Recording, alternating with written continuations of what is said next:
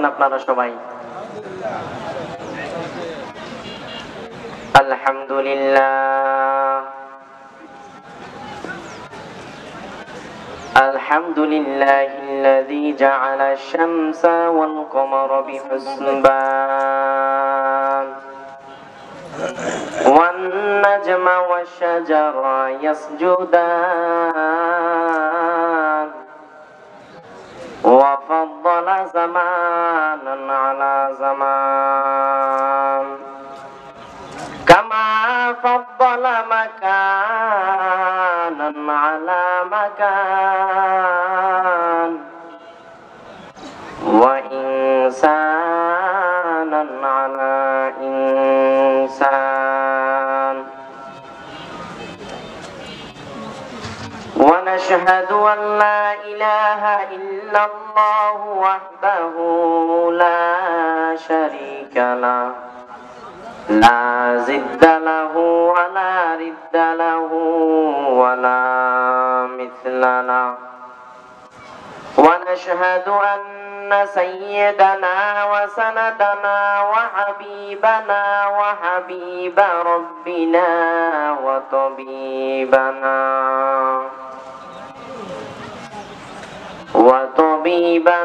وطبيب قلوبنا ومولانا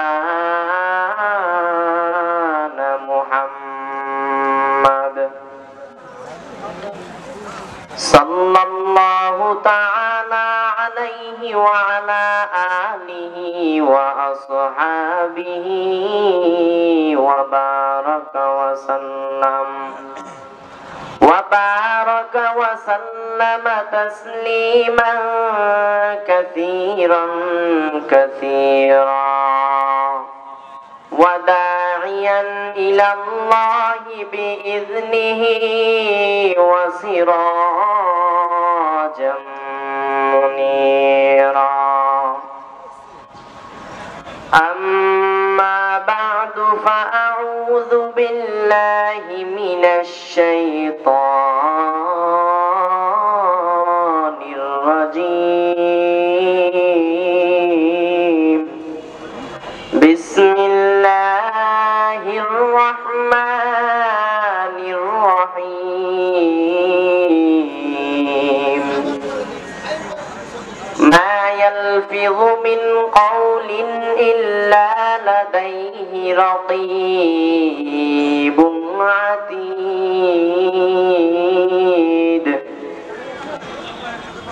وقال النبي صلى الله عليه وسلم إنما الأعمال بالنيات صدق الله مولانا العظيم وصدق رسوله النبي الأمي الكريم ونحن على ذلك من الشاهدين والشاكرين والحمد لله رب العالمين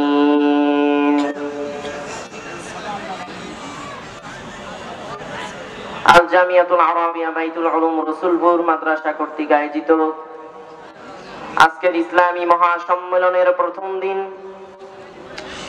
দূর দূরান্ত থেকে ছুটে আসা আল্লাহর আশিকিন জাহিন মুহিব্বিন বান্দারা সকলের প্রতি রইল আমার আন্তরিক শুভেচ্ছা ও অভিনন্দন। আল্লাহ পাক রব্বুল আলামিনের দরবারে জানাই শত সহস্র লক্ষ কোটি শুকর ও সুজুদ যে মহান মালিক আমাদেরকে এই মহতিপূর্ণ জলসায় উপস্থিত হয়ে দুনিয়াবী সমস্ত জায় ঝামেলা থেকে ফারিগ হয়ে দ্বীনি কাজের সাথে নিয়োজিত রেখেছেন। এজন্য সকলেই উচ্চ কণ্ঠে আওয়াজ তুলে বলি আলহামদুলিল্লাহ। ভাইরা আমার, আল্লাহ পাক রব্বুল আলামিন মানব জাতিকে অসংখ্য নিয়ামত রাজি দ্বারা সৃষ্টি করেছেন। মানব জাতি কখনো এই নিয়ামত রাজি গণনা করে শেষ করতে পারবে না। এত নিয়ামত আল্লাহ পাক রব্বুল আলামিন মানব জাতিকে দিয়েছেন। এজন্য আল্লাহ পাক রব্বুল আলামিন সূরাতুল ইব্রাহিমের 34 নম্বর আয়াতের মধ্যে বলেন, وإن تعدوا نعمة الله لا تحصوها ও আমার বান্দারা, আমি আল্লাহ পাক রব্বুল আলামিন তোমাদেরকে যে নিয়ামত রাজি দ্বারা সৃষ্টি করেছি, আমি তোমাদেরকে যে নিয়ামত রাজি দিয়েছি, তোমরা তা গণনা করে করে কখনো সংখ্যা নির্ধারণ করতে পারবে না। এত নিয়ামত আল্লাহ দিয়েছেন। এই অসংখ্য নিয়ামত রাজির মধ্যে যেমন আল্লাহ পাক রব্বুল আলামিন আমাদেরকে দুটো হাত দিয়েছেন, দুটো পা দিয়েছেন, চক্ষু দিয়েছেন, ঠিক তেমনি ভাবে জবান বা জিহ্বাও আল্লাহ পাক রব্বুল আলামিনের একটা উল্লেখযোগ্য নিয়ামত। এই জবানের মাধ্যমে মানুষ তার আবেগ, অনুভূতি, রাগ, বিরাগ, শত্রুতা, মিত্রতা যা কিছু আছে সব জবানের মাধ্যমেই প্রকাশ করে থাকি। এই জবান বা জিহ্বা মানুষের জান্নাত বা জাহান্নাম। অর্থাৎ যদি কোনো বান্দা জবানের অপব্যবহার করে, ওই বান্দা জাহান্নামে যাওয়ার উপযুক্ত হয়। আর যদি এর সঠিক ব্যবহার করে, ওই বান্দার জান্নাতে যাওয়ার উপযুক্ত হয়। এজন্য মায়ার নবী হাদিসের মধ্যে বলেন, ইন্নামাল আমালু বিন্নিয়াত, সমস্ত আমল নিয়াতের উপর নির্ভরশীল। বান্দা আপনি যে কাজটাই করেন না কেন, যদি তার মধ্যে সঠিক নিয়ত না থাকে, আপনি যত বড় আমল করেন না কেন, আপনার আমল আল্লাহ পাক রব্বুল আলামিনের দরবারে কখনোই কবুল হবে না। আমি বড় মুহাক্কিক, আমি বড় আলেম হয়েছি, বড় বক্তা হয়েছি, আমার বক্তাগিরির পিছনে যদি দুনিয়াবি লোক লালসা থাকি, আমার বক্তব্যগিরির কোনো লাভ হবে না। আল্লাহ পাক রব্বুল আলামিন বলেন, বান্দা তুমি যে কাজটাই করো না কেন, যখন যে কাজটাই করো না কেন, যদি সেখানে কোনো সঠিক কাজ করে থাকো, আমি আল্লাহ পাক রব্বুল আলামিনের দরবারে কবুল হতে সময় লাগে না। কি বলতেছিলাম? জবানের সঠিক ব্যবহার করতে হবে। মায়ার নবী হাদিসের মধ্যে বলেন, মান ইয়াদমান লিমা বাইনা লাহইহি ওয়া মা বাইনা রিজলাইহি আযমান লাহুল জান্নাহ। মায়ার নবী হাদিসের মধ্যে বলেন, যে বান্দা আমার উম্মতের মধ্যে আছে, যে উম্মত দুই পায়ের মধ্যবর্তী এবং দুই চোয়ালের মধ্যবর্তী বস্তুর জিম্মাদারি নেবে, আমি মায়ার নবী নিজে তার জন্য জান্নাতের জিম্মাদারি গ্রহণ করব। অর্থাৎ যদি কেউ জবান আর লজ্জা স্থানের হেফাজত করতে পারে, আমার মায়ার নবী নিজে বলেন যে আমি তার জন্য জান্নাতের জিম্মাদারি গ্রহণ করব। ব্যাস, আর কিছু দরকার আছে আমাদের? জান্নাতের জিম্মাদারি মায়ার নবী নিজে আমাদের জন্য নিবেন, যদি জবান আর লজ্জা স্থানকে হেফাজত করতে পারি। আর বয়ানের দরকার হবে না। আমার মনে হয় আমার এই কথাটা শোনার পর আপনাদের আর বয়ানের দরকার হবে না। বর্তমান জামানার মধ্যে যত ফিতনা, তার মূল কারণ হচ্ছে জবানকে ঠিক করা।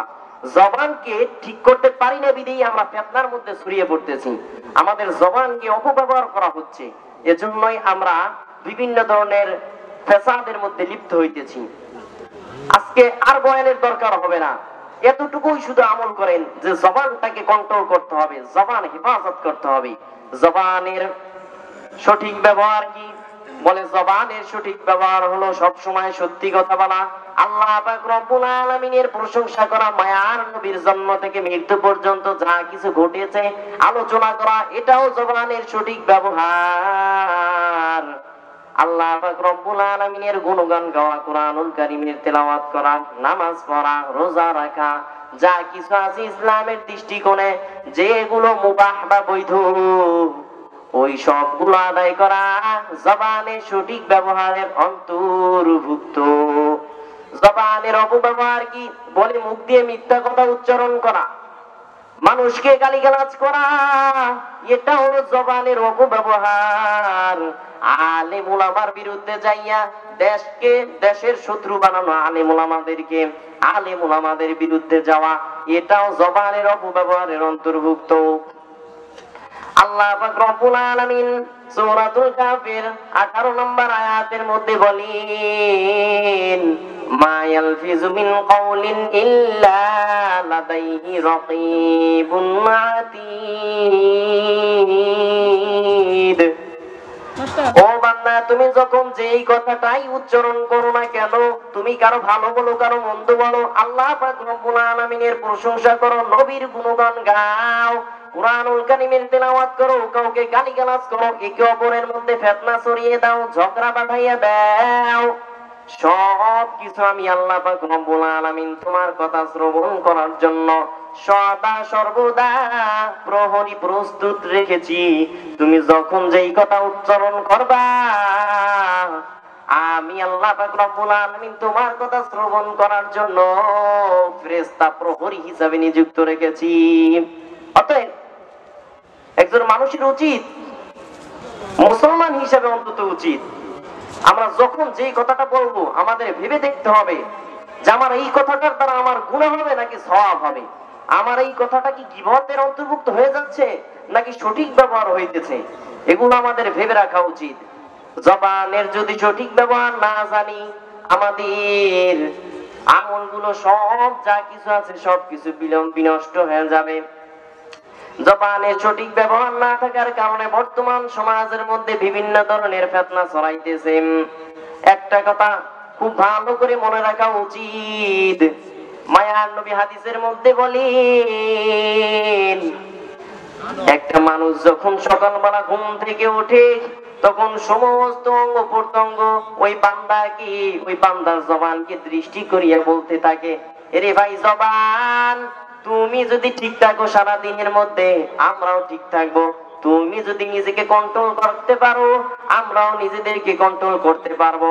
কারণ এই যে আমার হাত দুটো দেখতেছেন, এই হাত দ্বারা যে কোনো সম্ভব যে কোনো ভাবেই হোক এই মিনিটের মধ্যে 2 মিনিটের মধ্যে আমি গুনাহ করতে পারবো, কেউ আমাকে বাধাও দিতে পারবে না। হাত দ্বারা এটা সম্ভব নয়, কিন্তু জবান এমন এক গোস্তের টুকরো, জবান দ্বারা যদি কোনো বান্দা ইচ্ছা করে দাঁড়ায়া হোক অথবা বসা হোক, মিনিট হোক, যে কোনো সময়ের মধ্যেই সে জবানের অপব্যবহার করতে পারে, গুনাহ কামাইতে পারে। হাত দ্বারা আমি গুনাহ কামাই করব, আমার সময় লাগবে, পা দ্বারা গুনাহ কামাই করব, আমার সময় লাগবে, কিন্তু জবান এমন এক মাংসের টুকরো, এই জবান এমনই এক মাংসের টুকরো, আমি যখন ইচ্ছা তখন মন চায় এই জবানের অপব্যবহার করে গুনাহ কামাইতে পারবো, কেউ আমাকে বাধাও দিতে পারবে না, ঠিক কি না? জবান এমন এক মাংসের টুকরো, যে কোনো ভাবেই হোক হাত দ্বারা গুনাহ করতে সময় লাগে, কিন্তু জবান দ্বারা গুনাহ করতে সময় লাগে না। এজন্যই দেখবেন সমাজের মধ্যে প্রত্যেকটা ফিতনা, প্রত্যেকটা ঝগড়াঝাটি যেখানে যা হয় সব কিছুর মূলে রয়েছে জবানের অপব্যবহার। জবানের অপব্যবহার থাকার কারণেই বর্তমান সমাজের মধ্যে এত ফিতনা ছড়াইতেছে। আমরা যদি জবানকে কন্ট্রোল করতে পারি, জবানকে যদি হেফাজত করতে পারি, তাহলে ইনশাআল্লাহ আমাদের বাকি যে অঙ্গ প্রত্যঙ্গগুলো আছে সবগুলো আমরা কন্ট্রোল করতে পারবো। কারণ মায়ার নবী নিজেই হাদিসের মধ্যে বলে দিয়েছেন, প্রত্যেকটা বান্দার অঙ্গ প্রত্যঙ্গ সকালবেলা উঠে তার জবানকে দৃষ্টি করিয়া বলেন, ও ভাই জবান, তুমি যদি ঠিক থাকতে পারো আমরাও ঠিক থাকবো, তুমি যদি খারাপ হয়ে যাও, তুমি যদি বক্র হয়ে যাও আমরাও বক্র হয়ে যাব। এটা হলো জবানের অপব্যবহার। এজন্য জবানের অপব্যবহার আমরা কখনোই করব না। যত দূর সম্ভব আমরা জবানের সঠিক ব্যবহার করার চেষ্টা করব। তাহলে জবানের সঠিক ব্যবহার কি হবে? বলে জবানের সঠিক ব্যবহার আল্লাহ পাক রব্বুল আলামিনের জিকিরের দ্বারা হতে পারে। আল্লাহ পাক রব্বুল আলামিনের জিকির যদি করতে পারি, আল্লাহ পাক রব্বুল আলামিনের জিকির করার মাধ্যমে আমরা নিজেদের জবানকে কন্ট্রোল রাখতে পারবো। যখন কোন বান্দা কাউকে গালিগালাজ করতে থাকি, তখন যদি ওই বান্দা জিকির আজকার করে কাউকে গালি দিতে পারবে না। জবানের অপব্যবহার হলো না, বরং সঠিক ব্যবহার হলো।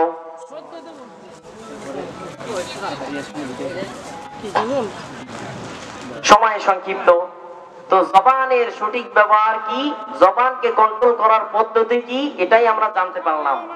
জবানকে কন্ট্রোল করতে পারবো একটা জিনিস দ্বারা, সেটা হলো মাওলাই কারিমের জিকির। জিকির যার জবানে চালু থাকবে, আমার মনে হয় না তার মুখ দিয়ে কখনো ফাহিশা কথা বের হতে পারে, সে কখনো জবানের অপব্যবহার করতে পারে না।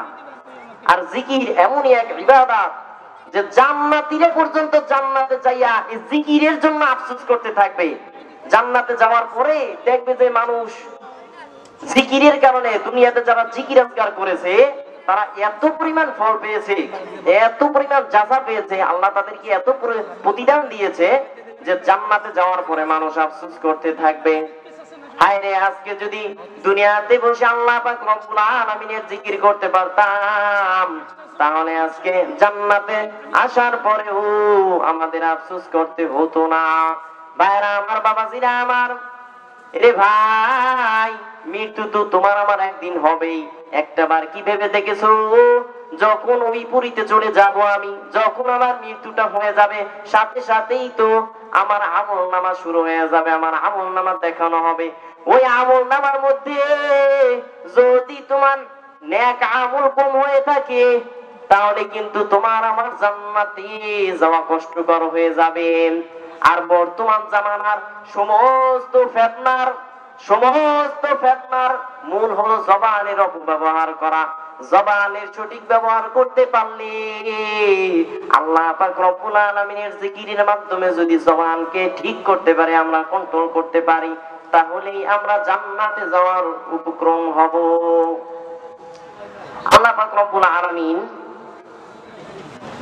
আমাদেরকে কথাগুলোর প্রতি আমল করার তৌফিক দান করুক, জবানের সঠিক ব্যবহার করার মতো তৌফিক দান করুক। এ বলে আমি আমার সংক্ষিপ্ত বক্তব্যের